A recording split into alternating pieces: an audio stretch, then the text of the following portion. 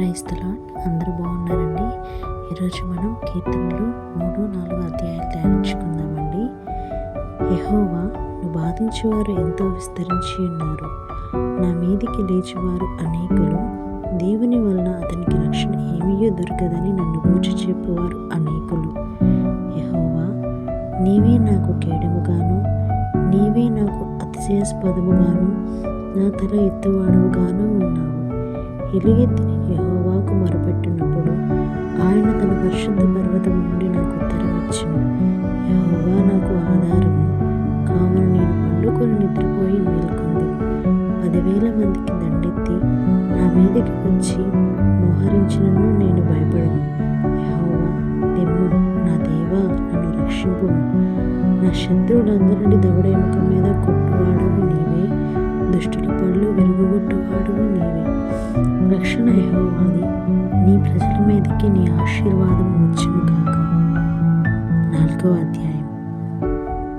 నా నీతికి ఆధారమగు దేవా, నేను మొరపెట్టినప్పుడు నాకు ఉత్తరమిమ్ము. ఇరుకులో నాకు విశాలత కలుగజేసిన వాడవు నీవే. నన్ను కరుణించి నా ప్రార్థన అంగీకరించు. నరులారా, ఎంతకాలము నా గౌరవమును అవమానముగా మార్చెదరు? ఎంతకాలము వ్యర్థమైన దానిని ప్రేమించెదరు? ఎంతకాలము అబద్ధమైన వాటిని వెదికెదరు? యెహోవా తన భక్తులను తన కొరకు ఏర్పరచుకుని తెలుసుకొనుడి. నేను యెహోవాకు మొరపెట్టగా ఆయన ఆలకించును. భయము నొంది పాపము చేయకుడి. మీరు పడకల మీద నుండగా మీ హృదయములో ధ్యానము చేసుకుని ఊరకుండుడి. నీతియుక్తమైన బలులు అర్పించుచు యెహోవాను నమ్ముకునుడి. మాకు మేలు చూపువాడెవడని పలుకువారు అనేకులు. యెహోవా, నీ సన్నిధి కాంతి మా మీద ప్రకాశింపచేయుము.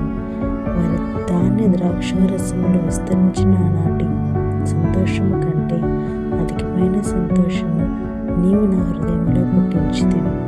యెహోవా, నెమ్మదితో పడుకొని నిద్రపోదును. నేను ఒంటరిగా నుండినను నీవే నన్ను సురక్షితముగా నివసింపచేయుదువు. దేవుడు తన పరిశుద్ధ వాక్యం దీవించును కాక. పరిశుద్ధుడైన తండ్రి, వాక్యాన్ని ధ్యానించుకున్నాం నాయన. ఈ వాక్యం చదివిన ప్రతి ఒక్కరిని దీవించండి, ఆశీర్వదించండి. వారి యొక్క జీవితాల్లో వారు దేనికోసమైతే ప్రార్థిస్తున్నారో నాయన, ఆ ప్రార్థనను జవాబు దయచేసి ఆ ప్రార్థనను స్థిరపరచండి నాయన.